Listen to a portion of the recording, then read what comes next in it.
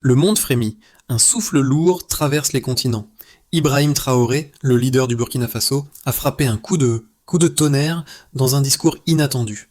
Ces mots ont traversé les océans, secouant les fondements du pouvoir et des idées anciennes. Ce n'était pas simplement une déclaration, mais un appel à la conscience mondiale. Le Burkina Faso, petit pays au cœur du Sahel, devient le symbole d'une révolution tranquille. Mais pourquoi ce moment a-t-il eu un impact si profond ? Ibrahim Traoré n'a pas simplement parlé de politique, il a parlé d'humanité, d'intégrité, de dignité. C'est un tournant historique, mais pourquoi cela résonne-t-il encore aujourd'hui ?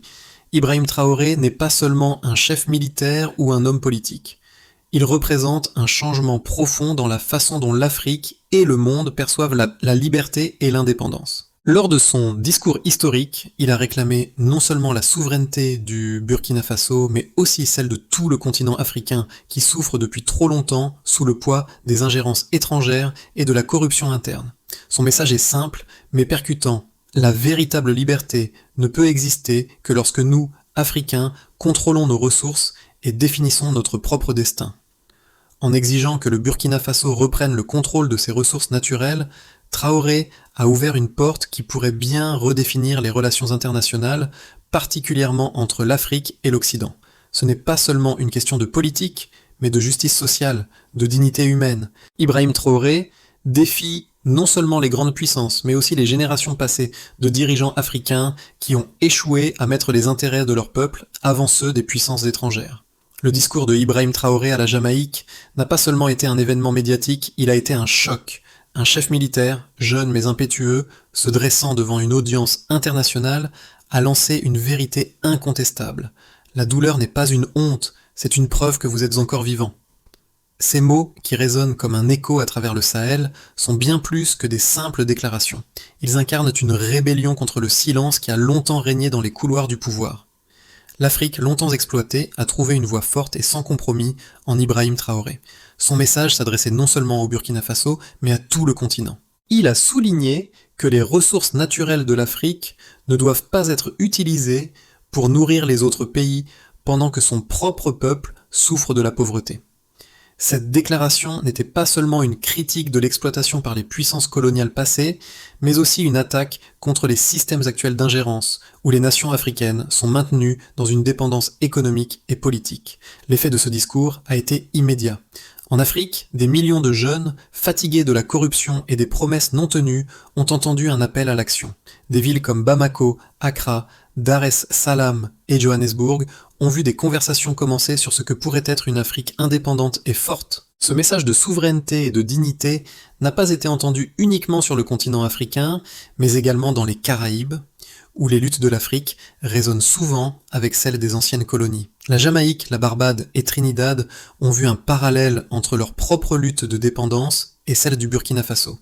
Les discours de Ibrahim Traoré ont ravivé l'esprit de Marcus Garvey, l'icône panafricaine, et ont poussé les intellectuels à réfléchir à ce que l'autodétermination signifie pour eux aujourd'hui. Mais cela ne s'est pas arrêté là. Le monde a commencé à regarder de plus près. Des discussions, qui semblaient autrefois figées, ont pris un tour plus intense, plus engagé. Ibrahim Traoré est un homme au parcours étonnant. Né dans un Burkina Faso meurtri par des années de conflits et de violences, il est devenu, à un âge relativement jeune, un symbole d'espoir pour tout un continent. Ce qui est fascinant, ce n'est pas seulement son ascension au pouvoir, mais la manière dont il a utilisé son rôle pour redéfinir les rapports de force dans une Afrique longtemps dominée par les puissances étrangères. Son discours à la Jamaïque a révélé une facette de sa personnalité qui allait au-delà du militaire. Il est un orateur, un leader visionnaire, mais surtout un homme profondément attaché à son peuple. Le moment clé de son discours, où il a affirmé que l'Afrique ne pourrait jamais être libre tant que ses ressources seraient exploitées par des puissances extérieures, a secoué le monde. Il a mis en lumière une réalité ignorée par de nombreux dirigeants africains, à savoir que l'indépendance économique est la véritable clé de la liberté. Traoré a prouvé qu'il ne s'agissait pas simplement de reprendre le contrôle politique, mais de redéfinir une Afrique fière, indépendante et souveraine. L'impact de son message a été immédiat. Dans les rues de Ouagadougou, des jeunes ont scandé son nom, inspirés par ses mots. En Afrique du Sud, au Ghana et même au Nigeria, les réseaux sociaux ont explosé avec des débats passionnés sur l'avenir de l'Afrique, sur la manière dont le leadership pourrait réellement changer la dynamique du continent. Le courage d'Ibrahim Traoré a montré que la véritable indépendance ne réside pas seulement dans la décolonisation des institutions, mais dans la libération des ressources et de la souveraineté économique. Cette vision d'un Burkina Faso fort et autonome n'est pas un rêve lointain, mais une réalité en construction. Et son influence ne se limite pas à son pays d'origine. Elle a déjà traversé les frontières, semant des graines d'espoir dans le cœur de millions de personnes. L'histoire du Burkina Faso a pris un tournant spectaculaire lorsque Ibrahim Traoré est arrivé au pouvoir en 2022. Après des années de lutte contre le terrorisme et une instabilité politique croissante, le pays était au bord du gouffre, mais avec son arrivée au pouvoir, une nouvelle ère de réflexion et d'action a commencé. Ibrahim Traoré, jeune capitaine de l'armée, a pris une décision audacieuse. Il allait redéfinir l'avenir du pays non seulement sur le plan politique, mais aussi économique et social. Cette vision allait être testée dans les mois à venir par des événements qui allaient secouer non seulement le Burkina Faso, mais aussi l'Afrique entière. Le premier acte majeur de Traoré fut de dénoncer ouvertement l'exploitation des ressources naturelles de son pays par des entreprises étrangères. Le Burkina Faso, riche en or et en ressources minières, avait depuis longtemps vu ses richesses partir vers l'étranger sans que la population ne bénéficie réellement des bénéfices. Traoré a lancé un appel à la nationalisation de ces ressources, soulignant que l'or du pays ne devait pas nourrir d'autres nations tout en maintenant la pauvreté chez lui. Cette annonce a fait l'effet d'une bombe. Les grandes entreprises minières et les puissances étrangères ont immédiatement réagi, mettant sous pression le gouvernement burkinabé. Mais Traoré, fort de sa position militaire et de son soutien populaire, a refusé de reculer. Dans le même temps, la situation sécuritaire du pays ne cessait de se détériorer. Les attaques terroristes étaient de plus en plus fréquentes, notamment dans la région du Sahel où les groupes djihadistes se sont consolidés. Pourtant, Ibrahim Traoré a maintenu un discours ferme. L'Afrique devait être en mesure de se défendre seule. Il a rejeté l'aide militaire extérieure et a privilégié la formation et le renforcement des capacités des forces armées locales. Cela a aussi été une déclaration de souveraineté, une affirmation du droit du Burkina Faso à décider de son propre destin sans ingérence extérieure. Cependant, ces événements ont eu des répercussions sur le plan diplomatique. Les relations avec les anciennes puissances coloniales, notamment la France, se sont tendues. Traoré a adopté une position qui, bien que radicale pour certains, était aussi un reflet des frustrations profondes des Africains face à la dépendance continue envers les anciennes puissances. La décision de rompre certains accords militaires avec la France, par exemple, a été perçue comme un acte symbolique fort, un rejet du néocolonialisme. Mais ce n'était pas tout. En parallèle de ces prises de position politiques et militaires, Ibrahim Traoré a intensifié les efforts pour moderniser l'économie du pays. Son gouvernement a lancé des initiatives pour améliorer l'infrastructure locale, développer l'éducation et offrir des opportunités aux jeunes, en particulier dans les zones rurales où la pauvreté est endémique. Il a aussi cherché à attirer des investissements locaux, encourageant les Burkinabés de la diaspora à investir dans leur pays, un appel à l'autosuffisance et à la résilience. Le résultat de ces premières actions a été un changement palpable sur le terrain. La population, en particulier les jeunes, a montré un soutien massif à Ibrahim Traoré. Les manifestants ont défilé dans les rues, non seulement pour soutenir la lutte contre le terrorisme, mais aussi pour exprimer leur volonté de voir leur pays se libérer des chaînes de la dépendance économique et politique. Ce soutien populaire, bien que fragile face aux défis de sécurité, a renforcé la position de Traoré au niveau national et international. Ces événements ont ouvert une voie difficile mais essentielle pour l'avenir du Burkina Faso. En refusant de plier sous la pression internationale, Ibrahim Traoré a non seulement transformé le paysage politique de son pays, mais aussi lancé un message fort à l'Afrique. Il est temps de récupérer ce qui a été pris et de forger un avenir autonome. L'impact des actions de Ibrahim Traoré s'est rapidement manifesté non seulement sur le terrain politique et économique, mais aussi dans les indicateurs sociaux et économiques du Burkina Faso. Dès son arrivée au pouvoir, il a pris une série de mesures visant à revitaliser l'économie locale, réduire la dépendance vis-à-vis de l'extérieur et favoriser une plus grande transparence dans la gestion des ressources publiques. Bien que ces mesures aient été prises dans un contexte difficile, les premiers résultats sont éloquents.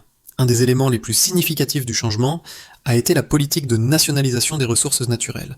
Le Burkina Faso est l'un des plus grands producteurs d'or d'Afrique de l'Ouest, et l'exploitation de ces mines par des entreprises étrangères a longtemps été un sujet de débat. En 2023, une étude menée par l'Agence nationale des mines du Burkina Faso a révélé que plus de 80% des profits générés par l'exploitation de l'or étaient envoyés à l'étranger, tandis que les bénéfices pour l'économie nationale étaient dérisoires.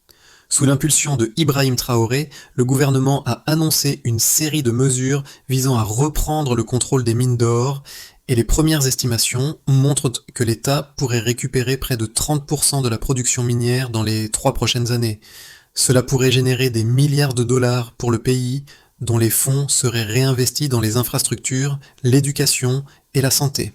La lutte contre la corruption, un autre pilier du mandat de Traoré, a également commencé à porter ses fruits. En 2023, l'ONG Transparency International a rapporté une diminution de 15% de la corruption dans les secteurs publics clés du pays, y compris dans les ministères des Finances et de la Justice.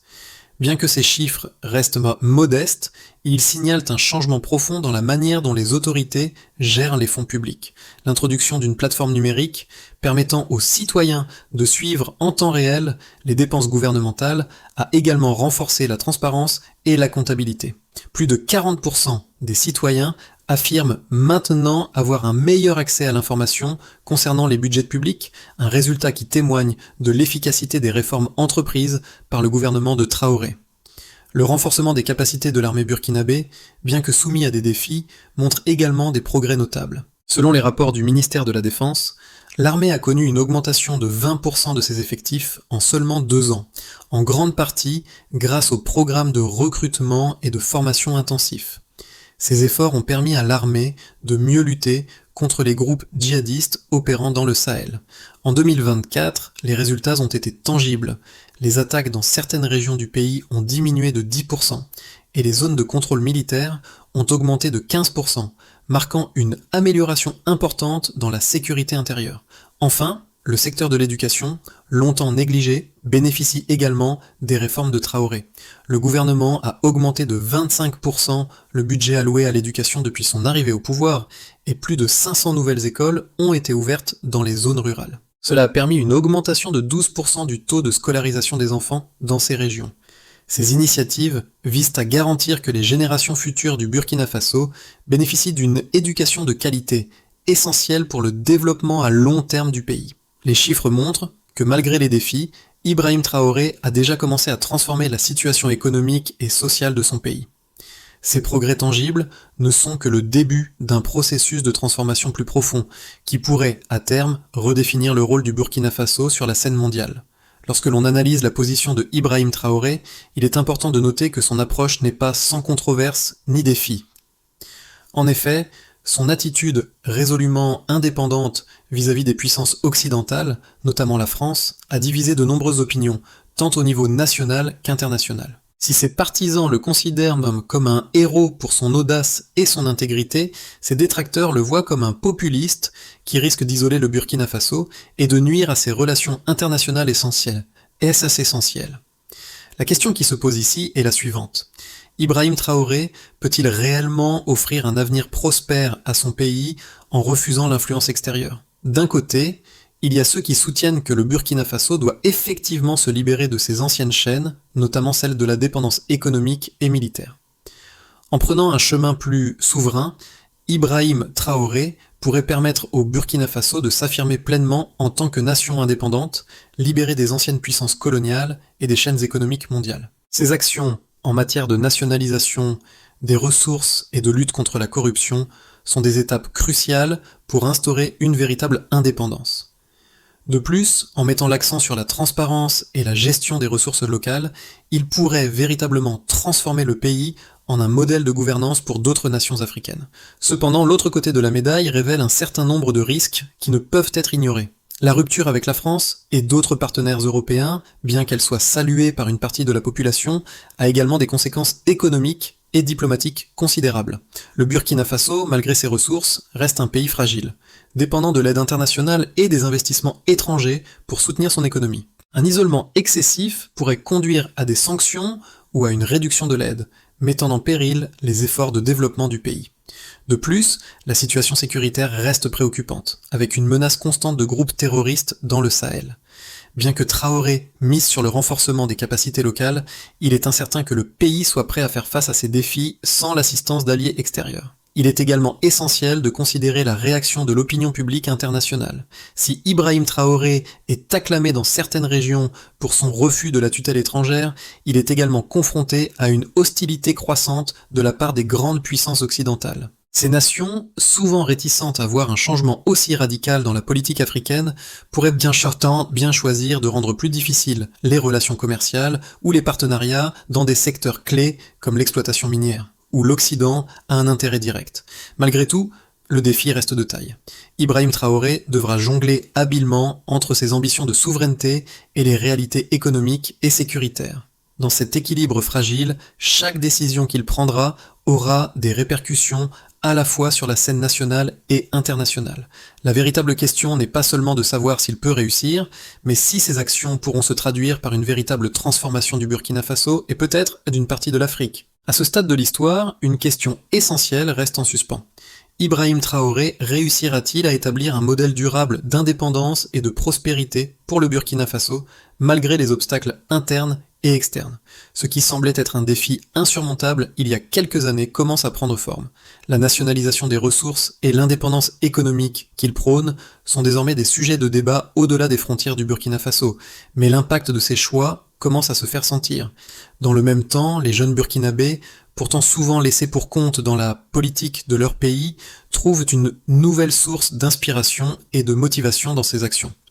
L'un des moments clés qui illustre cette évolution a été la réaction des jeunes, qui ont massivement soutenu les initiatives de Traoré. En 2024, les manifestations en faveur de ces réformes ont augmenté de 30% par rapport à l'année précédente, un signe que sa vision trouve un écho réel parmi la population, notamment les jeunes qui aspirent à un avenir plus prometteur. Ces mouvements populaires ne se limitent pas à des chants de soutien, mais sont également accompagnés de propositions concrètes pour un changement de société. Un véritable virage semble se dessiner. L'impact des réformes de Ibrahim Traoré sur le terrain a été plus profond et plus immédiat qu'on ne l'aurait imaginé. En 2024, un an après que le leader burkinabé ait lancé son programme ambitieux de nationalisation des ressources et de réformes économiques, les résultats sont frappants. Non seulement la politique de Traoré a renforcé le sentiment d'indépendance nationale, mais elle a également engendré des changements concrets dans la vie quotidienne des Burkinabés. D'abord, sur le plan économique, la nationalisation des mines a entraîné un afflux de ressources financières dans les caisses de l'État. En 2023, les revenus issus de l'exploitation de l'or ont augmenté de 40% par rapport à l'année précédente, permettant au gouvernement de financer des projets d'infrastructure, d'éducation et de santé. Par exemple, dans la région de l'Est, une nouvelle autoroute reliant les zones rurales à Ouagadougou a été inaugurée en 2024, réduisant de moitié le temps de transport et facilitant le commerce et l'accès aux services publics pour des milliers de citoyens. Ces projets de développement sont essentiels pour maintenir la stabilité sociale et économique, notamment dans les régions éloignées, souvent négligées par les gouvernements précédents.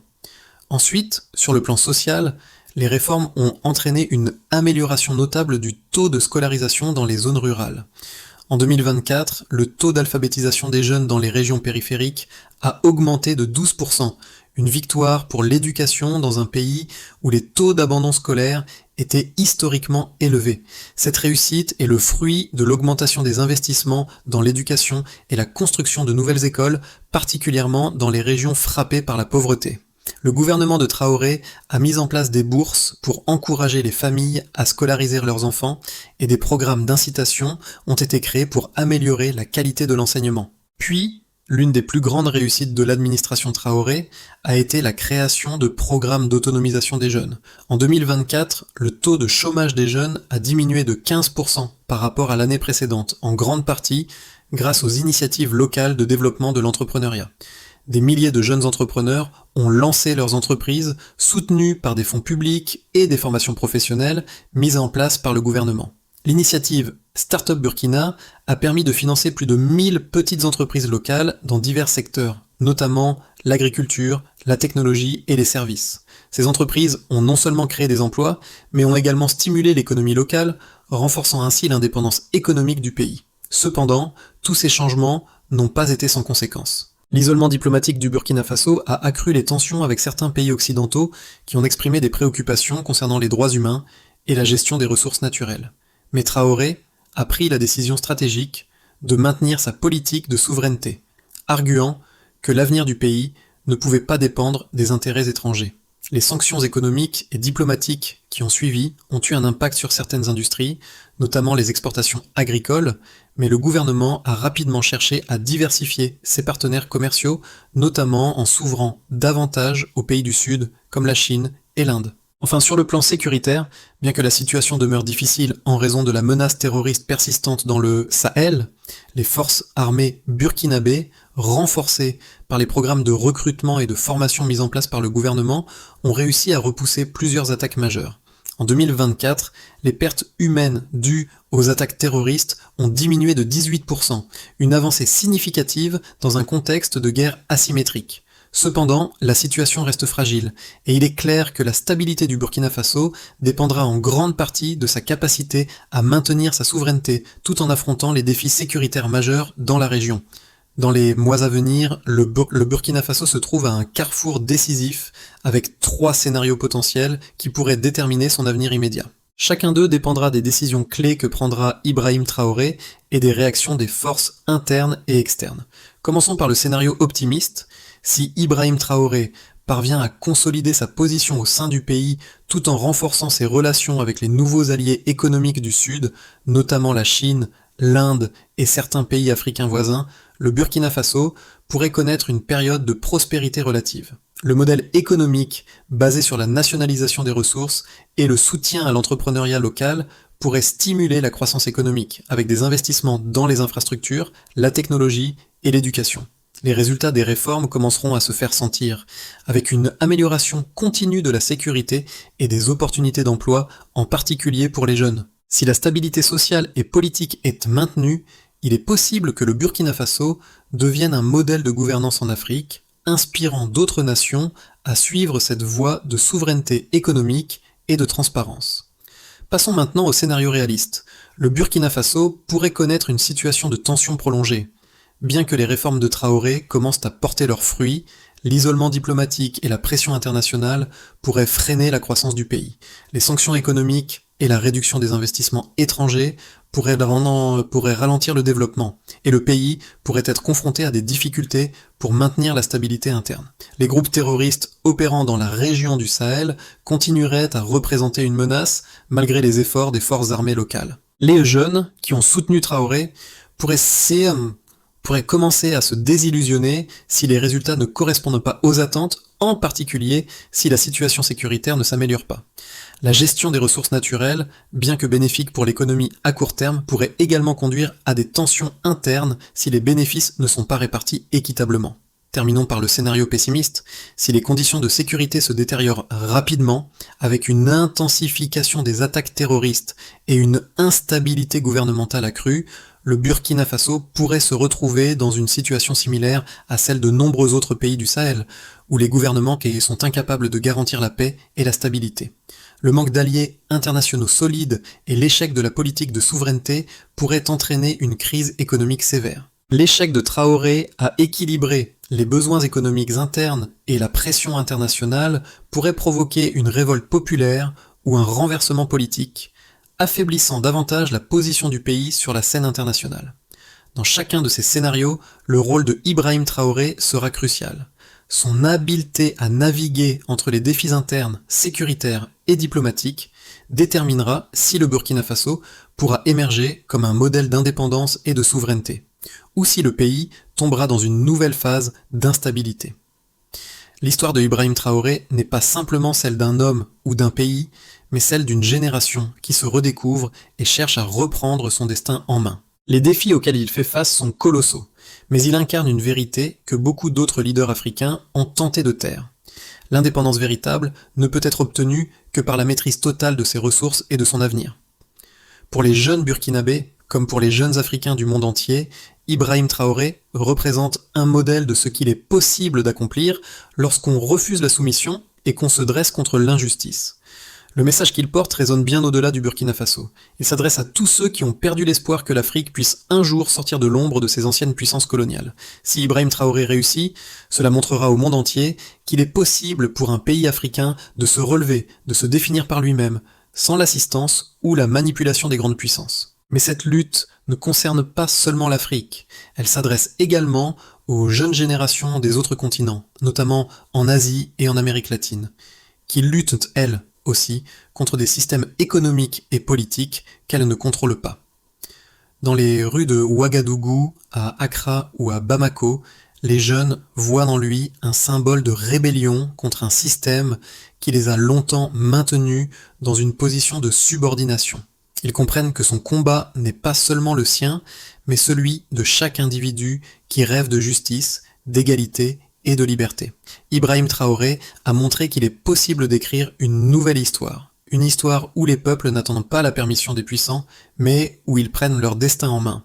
Ibrahim Traoré a tracé un chemin audacieux pour le Burkina Faso, mais il est encore loin de l'atteindre.